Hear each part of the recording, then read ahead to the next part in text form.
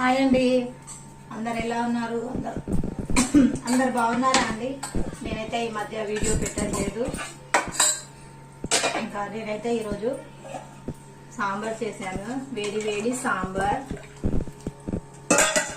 Chicken curry ఉంది, రాత్రి కాలుతుంది. చికెన్ కర్రీ రాత్రి తింటే మీరందరు లంచ్ చేశారా అండి?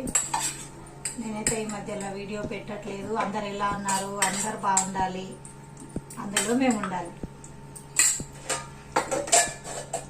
Sambar, chicken curry.